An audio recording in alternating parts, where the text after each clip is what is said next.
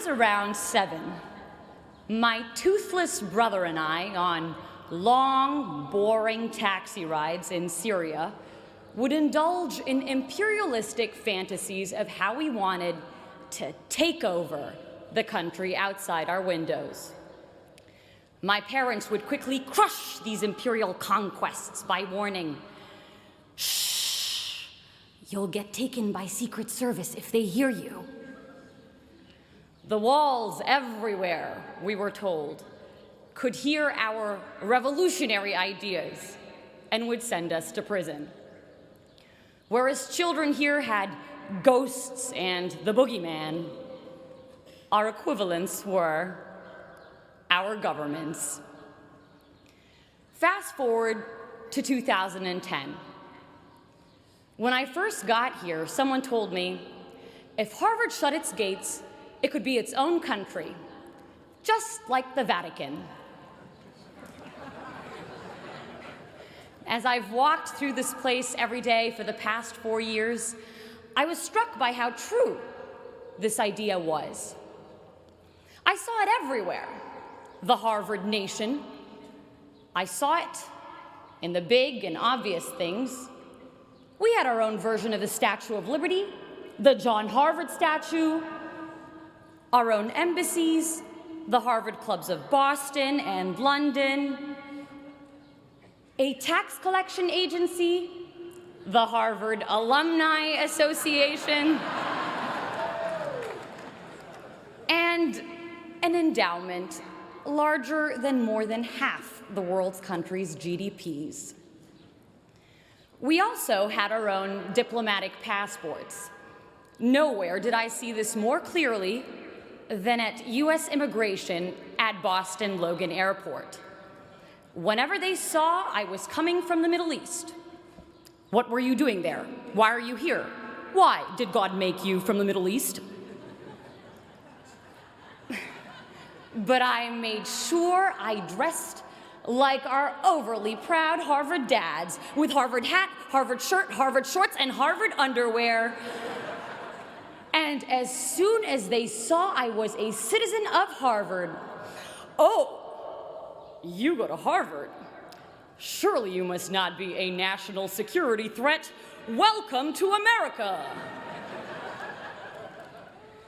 And suddenly, all the gates to the American dream opened wide. I saw it everywhere, this Harvard nation, but I saw it not just in the hard structures, but more importantly, in its invisible institutions, the invisible scaffolds around and undergirding the hard institutions.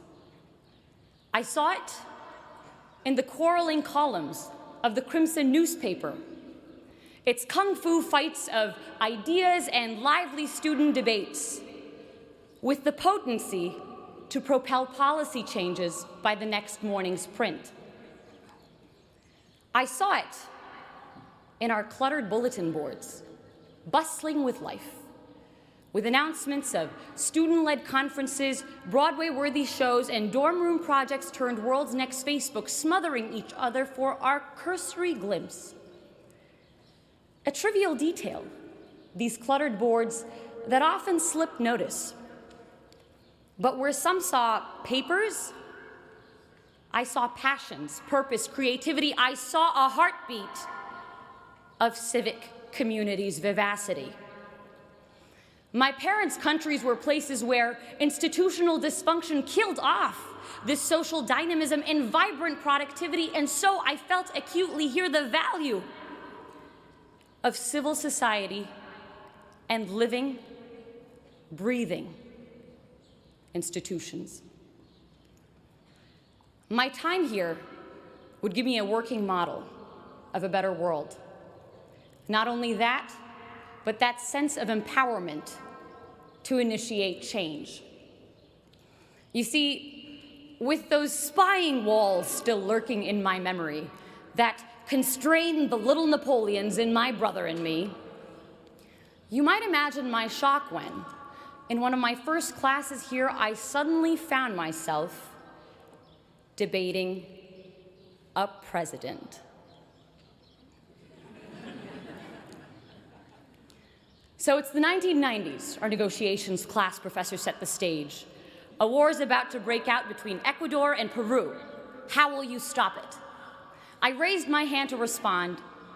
Wait, Professor Shapiro stopped me. Tell the president what to do. And in walked the Ecuadorian president. In bringing the president to me, in having me speak to and question a shaper of history and experience the value he saw in my view, Harvard would make me feel I too could be him. I too had the power to shape history and not just be passively shaped by it. That sense of infinite possibility we have as children to think big and conquer great things was returned to me here. A less despotic version of it. But what seemed intractable problems of the world became opportunities for me, for us, to change things. You know, when I first got here, my name was Sarah. After Harvard, it would become, hey, Harvard! With people stuffing 378 years, 5,000 acres of real estate, the entirety of Widener Library, and 32 heads of state all into my 5'6" self.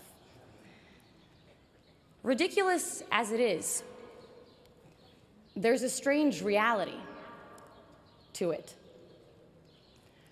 Arab-American author Renda Jarrar pictures inhabiting a new place as running barefoot, the skin of our feet collecting sand and seeds and rocks and grass until we had shoes made of everything we'd picked up as we ran. And running through Harvard Yard over the past 4 years, the skin of our feet collecting a world of experiences. We each become this place in a strange way. Each of us picking up bits of people and history and ideas that changed the way we saw the world.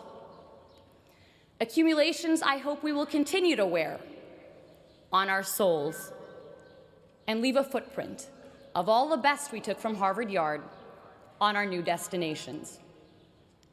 And that's why I am hopeful for the future. I am hopeful because of my dining hall dinners spent marveling at friends who, while their countries wage bloody war against each other, are able to carry out civil conversation and build generative projects together. I am hopeful because of the founding mothers and founding fathers of revolutionary ideas like these being launched into the world, who will make of its institutions, its constitutions, its hospitals, its art houses, something better. We hear a lot in the news about an Arab Spring. This graduation is sending 6,000 revolutions into the world, and the 6,000 revolutions graduating as part of the class of 2014. If we take those revolutions, those great ideas sparked behind Chipotle burritos and Starbucks coffee cups in our version of Tahrir Square, Harvard Square, out with us into the real world, into the real Tahrir Squares, and make something of them. Revolutions not in arms, but in minds, more powerful and permanent and pervasive. For this isn't a Ukrainian revolution or an Arab Spring, but a global revolution. This is the Harvard Spring of 2014. This is the Harvard Spring.